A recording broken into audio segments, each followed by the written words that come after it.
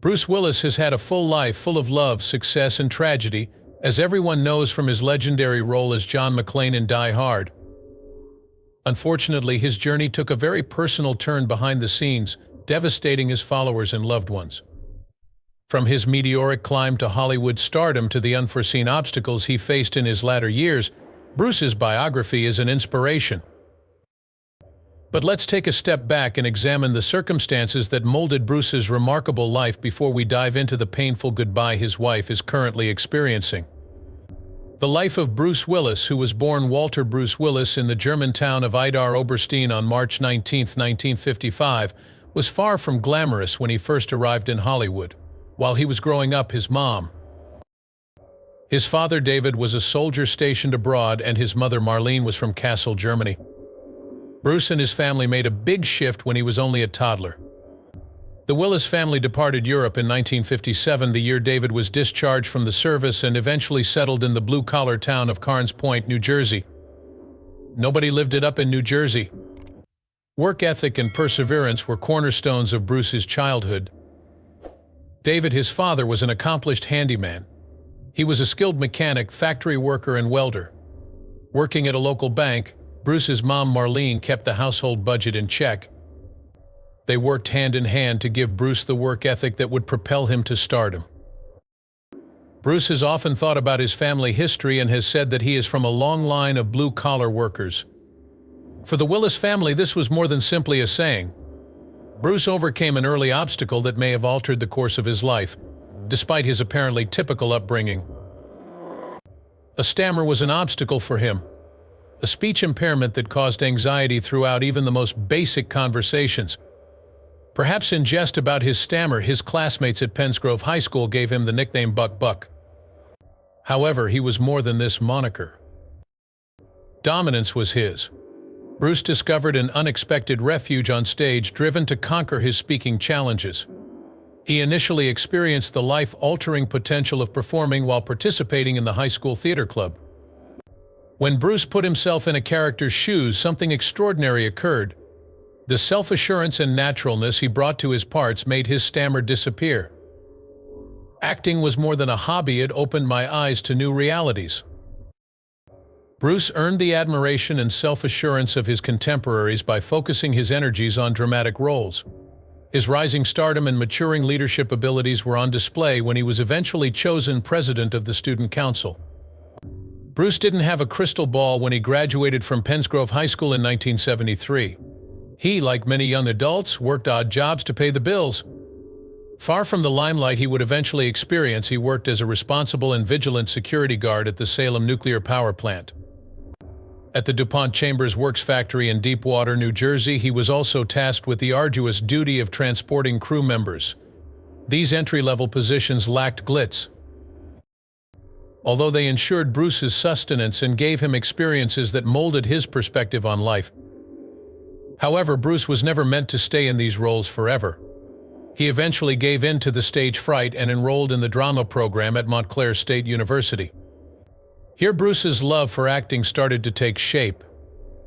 After landing a role in a stage version of Cat in a Hot Tin Roof, he finally saw a path beyond the blue-collar life he had known as a child. Having said that, Bruce's path was anything but straight. He left Montclair State for New York City in 1977, filled with ambition but also uncertain. After a long journey from Kearney's Point, Bruce finally arrived in the middle of the 24-hour metropolis that is New York City. To make ends meet, he got a job as a bartender at Manhattan's hip art bar Kamikaze. Even though he was far from home in the seedy Hell's Kitchen neighborhood, Bruce was closer than ever to realizing his ambition. The job that would shape Bruce's early career irrevocably arrived in 1985, marking a turning point in his career. Bruce played the role of David Addison Jr. in the TV show Moonlighting after being selected from 3,000 aspirants.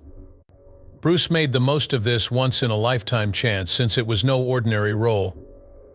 Having a side hustle wasn't only popular. It was amazing. The electrifying chemistry between Bruce and Sybil Shepherd was one of the reasons the wisecracking detective he played was a critical and commercial success. Bruce demonstrated his versatility by effortlessly juggling the show's comedic and dramatic elements. However, not only did the spectators take note, also the industry paid attention. Bruce won 2 awards throughout Moonlighting's 5 seasons, an Emmy and a Golden Globe. Establishes him as an accomplished actor who excels at combining comedic and dramatic elements. Bruce Willis became something more than a New York City actor at this point. His star began to rise. There was no denying Bruce's star power when Moonlighting was at its peak. Seagram, a prominent beverage manufacturer, requested him to represent their golden wine cooler goods. That endorsement contract wasn't your average one. The contract was worth several $million. After years of struggling to make ends meet in New York, Bruce's life took a dramatic turn with the $5.7 million sale. However, Bruce had ulterior motives. An unexpected personal choice he made in 1988 caught many by surprise. Instead of renewing his contract with Seagram, he decided to give up alcohol completely. Bruce proved he was a man of integrity by making this daring action despite the enormous financial benefit he would receive. The popularity of Moonlighting was at its peak when Bruce made his big screen debut. Blind Date, a comedy that he co-starred in with Kim Basinger in 1987, gave him his first major part and gave him the chance to show off his comedic chops. More doors were opened for me when the film was a smashing success. Bruce played a different type of part the next year in Sunset, playing the real-life cowboy actor Tom Mix. These parts, however, served merely as a rehearsal for the real thing. The course of Bruce's career took a dramatic turn in 1988. In same year, he had a supporting role in the low-budget picture Die Hard. Nobody could have foreseen that this action flick would go on to become a cinematic classic, but Bruce was up for the task. Bruce did most of his stunt work as rugged, wisecracking New York police officer John McClane, which gave the role an air of genuineness that fans loved. Worldwide, the picture made more than $138 million, making it a huge hit. Now that he had achieved action hero status, Bruce Willis was more than simply a TV star. The success of Die Hard allowed Bruce to showcase his flexibility as an actor by opening doors to a range of roles. His acting chops were second to none, and he was equally at home in dramatic and comedic roles. He played a Vietnam soldier who was having trouble adjusting to civilian life in the 1989 film and Country. This part was a change of pace for Bruce, revealing a more serious and emotionally charged side of his character than in his earlier roles. Bruce, though, was not yet prepared to abandon his humorous origins. In the same year, the charming comedy Look Who's Talking had him voice a talking infant. The picture was a smashing success at the box office. Look Who's Talking 2 was released in 1990 as a sequel to the successful picture, further solidifying Bruce's status as a marketable actor. Towards the end of the 1980s, Bruce even dabbled in music, a hitherto unexplored area of his creative abilities. He collaborated with the Pointer Sisters on the smash tune Respect Yourself from his pop blues album The Return of Bruno. To promote the record, Bruce appeared in a fake rockumentary that showed him performing at iconic venues like Woodstock. His musical career may not have been as successful as his acting one, but it showcased his adventurous spirit and eagerness to try new things. Bruce Willis was a superstar in the early 1990s. Both Die Hard 2 and Die Hard with a Vengeance, in which he reprised the character of John McClane, were enormous successes, earning over $700 million worldwide. These films established Bruce as one of the top action performers in Hollywood, a position he would maintain for many more years. However, that didn't mean victory was certain. A rough patch in Bruce's career occurred in the early 1990s. Bruce hit a rough patch when films like Hudson Hawk and The Bonfire of the Vanities bombed at the box office, but he persisted through all of the obstacles. Striking Distance and The Last Boy Scout were his comeback features, and they established him as a formidable actor once again. A role that would bring Bruce's indisputable talent back into the spotlight arrived in 1994. Pulp Fiction, directed by Quentin Tarantino, changed the game, and Bruce's performance as Butch Coolidge the boxer was outstanding. Thanks to the popularity of the film, Bruce's career took a new turn, proving that he was more than just an action star. He could switch gears and play nuanced parts in highly regarded films. Bruce kept switching roles for the remainder of the 90s. He gave a performance that will be remembered for a long time in both the psychological thriller, The Sixth Sense, and the futuristic adventure, The Fifth Element. Adding to Bruce's already stellar career, the picture was a financial and critical smash. Bruce Willis had long been one of Hollywood's most reliable actors when the turn of the millennium arrived. He was more than simply the guy from Moonlighting and Die Hard. He was an actor with many talents who had survived the industry's storms. But that wasn't the end of Bruce's story. Problems needed solving, responsibilities needed fulfilling, and a legacy needed strengthening. Bruce Willis's private life was subtly changing while his career was soaring, and this change would define his twilight years. Emma Hemming, an English model and actress, became Bruce's soulmate after they met in 2007. Not even Bruce, who had spent years negotiating the nuances of celebrity and relationships, could have predicted the rapid and profound bond that developed between them. In addition to being witty and charming, Emma thought he was really nice. Something about him that captivated her and strengthened their relationship.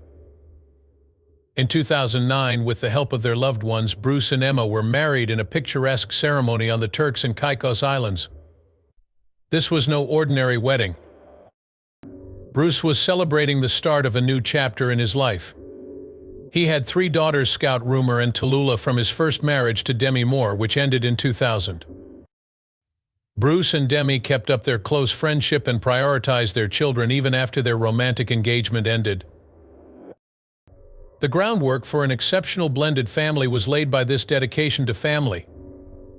Emma welcomed this new family into her home with open arms. She formed an unusually harmonious bond with Demi and her daughters very fast. The Willis family, which Bruce formerly called a tribe, came to represent the ideal of a blended family in the modern era. They weathered life's storms side by side, never losing sight of the fact that love and family were paramount. Mabel Ray, Bruce and Emma's first daughter, was born in 2012.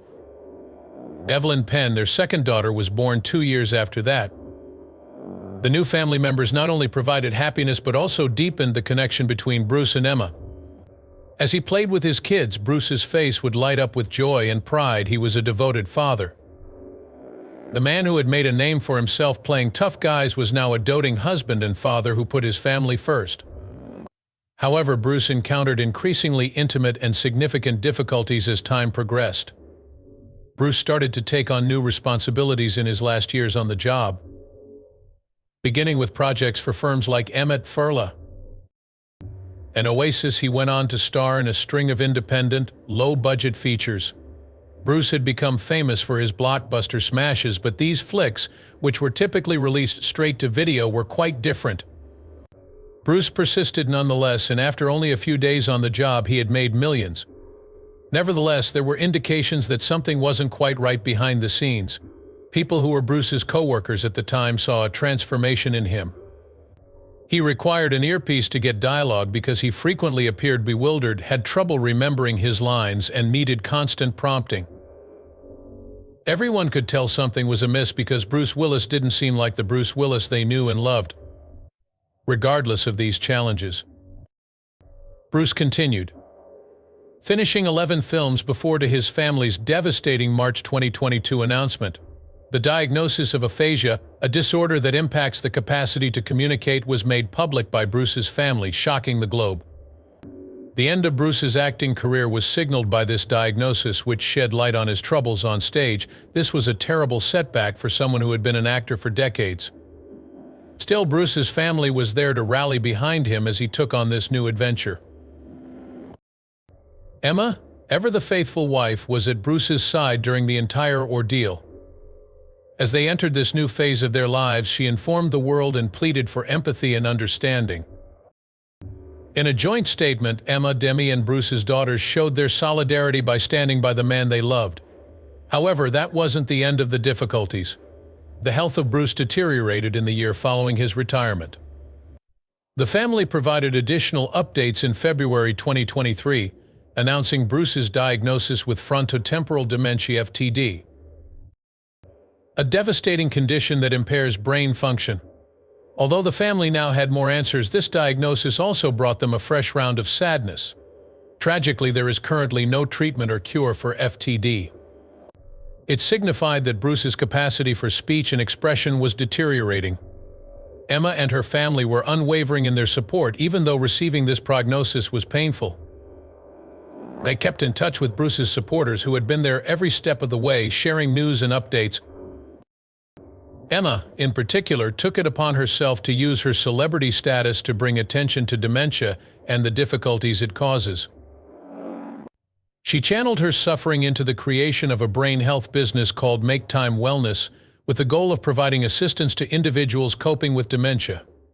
The family kept celebrating the good times they could find throughout this tough time. In March of 2024, on the occasion of his 69th birthday, the affection that enveloped Bruce was poignantly remembered. As always, Emma paid tribute to Bruce with genuine emotion, describing him as her North Star and sharing the immense love that she and her family felt for him. The celebration was distinguished by the unwavering closeness they all shared, as well as by the reality of Bruce's illness. It was a bittersweet occasion. The importance of Emma's caregiving role grew as Bruce's health deteriorated further. To guarantee that Bruce had the most care possible, she collaborated with dementia specialists, prioritizing his quality of life at all times. With the support of others, the once vibrant action star tackled the most difficult role of his life: the people he calls family. At all times he had the support of his tribe. The inevitable, unwelcome moment arrived. The dawning understanding that Bruce's health was deteriorating to an irreversible stage. Preparing for what was to come, Emma displayed her customary poise and resilience. She let the world in on her sorrow and her resolve to ensure that Bruce's dying days were as comfortable and loving as they could be. Bruce Willis's journey was coming to a close on a peaceful morning as he was embraced by those who loved him the most. With a heavy heart, Emma held his hand and said sweet nothings, knowing that she would soon have to say goodbye. It was a time of great sadness, but also of great love, the same love that had seen them through good times and bad, health and illness. A feeling of calm washed over Bruce as his loved ones gathered around him. They had spared no effort in their pursuit of a happy, loving existence for him.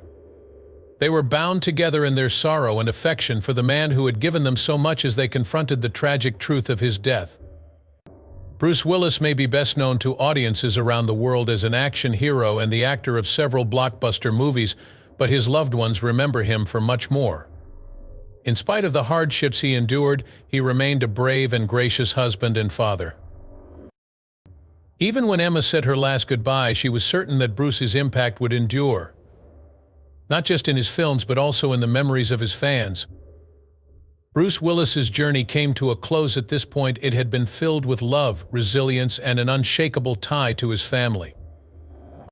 His legacy will continue to shine brightly in the lives of his loved ones long after he has passed away.